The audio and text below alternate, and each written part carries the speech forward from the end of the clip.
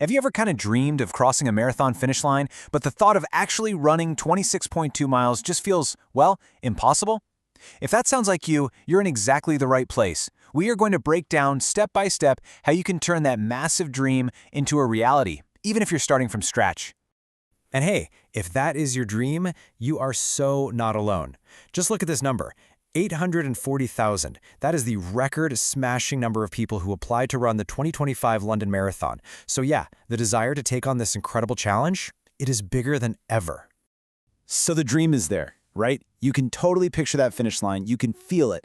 But the big, overwhelming question is always, okay, where do I actually begin? It's so easy to feel completely lost before you've even laced up your shoes. So let's figure that out. So what's the secret weapon that makes this whole thing possible, especially for a first-timer? Well, it's a training strategy that might sound a little backwards at first, but it is unbelievably effective. It's called jeffing. So what on earth is jeffing? Well, it's a run/walk strategy from a US Olympian named Jeff Galloway. And the idea is super simple. Instead of trying to run nonstop until you burn out, you intentionally mix your running with scheduled walk breaks.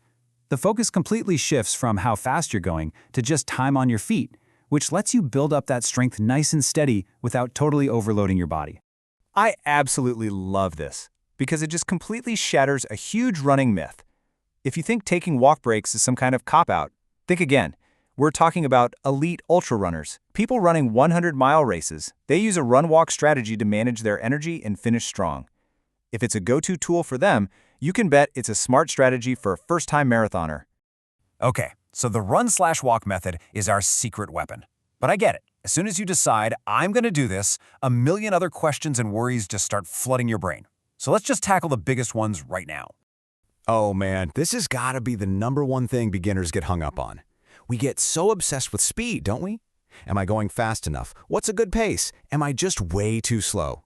And the answer is, you've got to forget about pace. Seriously. At the beginning, the only thing that matters is getting time on your feet and miles under your belt. Most of your runs should be at what we call a chatty pace, basically a speed where you could comfortably hold a conversation with someone.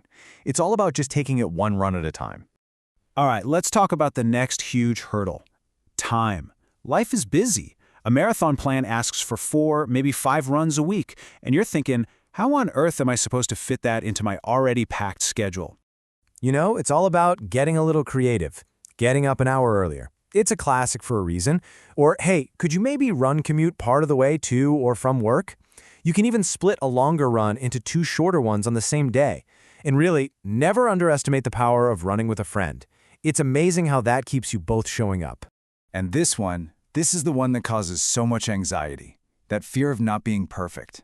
You look at the training plan, life gets in the way, you miss a scheduled run, and suddenly you feel like the whole thing's ruined, like you've completely failed. But here's a little reality check. Everybody misses runs. It's totally normal. The plan is just a guide. It's not a strict set of rules.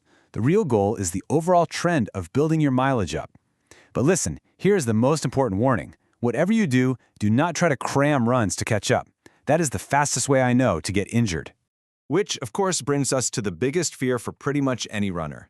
How do you avoid getting injured and actually make it to the start line healthy and in one piece? It really just boils down to 2 main things. First, you have to manage your training load. Trust the plan. Don't go adding extra runs just because you feel great one day. Your body needs that scheduled rest to adapt and get stronger. And second, and this is the one people always skip, is strength training. Just twice a week, at home, with your own body weight or some cheap resistance bands can make a massive difference in preventing those common nagging injuries. You know, part of staying injury-free is learning to speak your body's language. And it is so important to know the difference between good pain and bad pain. Good pain is that satisfying muscle burn you feel after a tough workout. Bad pain, that's the sharp, persistent pain in one specific spot. It's the kind that hurts with every single step. Learning to tell them apart is like a runner's superpower. Okay, so we've tackled the mindset, we've answered the biggest questions. So what does the actual roadmap to the finish line look like? Let's take a look at the 16-week journey. And what's so smart about this is how gradual the progression is. You start small in week 1, just getting your body used to moving, but then by week 8, you're ready to tackle a half marathon distance. The longest run of the whole plan comes around week 13. And then, seriously, before you know it, it's week 16, and it's race day. Seeing it all broken down into these little milestones makes it feel so much more achievable, doesn't it? And all of this work, all these weeks of training, it all leads to one incredible moment, the entire reason you started this journey in the first place, crossing that finish line. So if there's one single thing to take away from all of this, let it be this. The goal is not to have a perfect training log. It's not about hitting a certain pace.